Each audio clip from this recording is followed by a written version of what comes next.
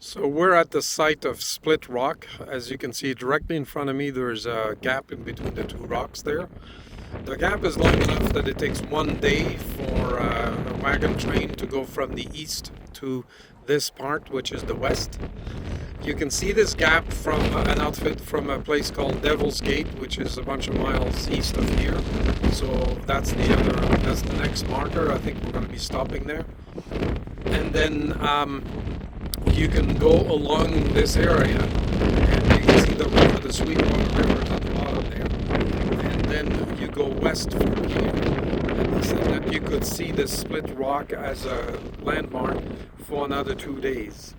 And then you go straight west there, and the direction of Split Rock gives you the exact direction to go to in order to be at South Pass, which is where people got through the mountains to go into the west.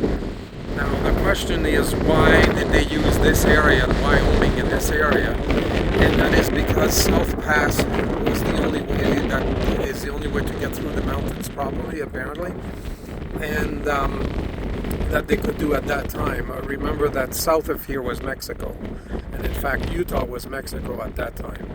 Now this route was also used by the Pony Express. The Pony Express, however famous it is, only ran for 18 months because it was replaced by the telegraph. And they had stations every 10 to 15 miles for people to take fresh horses. And the riders would take 10 days to go from the east coast to the west coast, which is very, very fast. And they would ride at about 15 miles an hour consistently, day and night. There was a post for the Pony Express down here, down below here. This is actually fairly high off the valley here. It's fairly high. And you can see, it's a fairly big landmark actually. So this Oregon Trail was used by many migrants.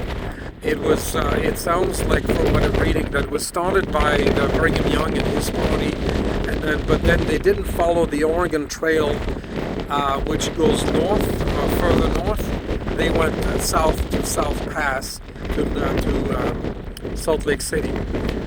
Depending on who you read, there was anywhere from 350,000 to 500,000 people that migrated to the west using this area, and about 60 to 70,000 of those were church members.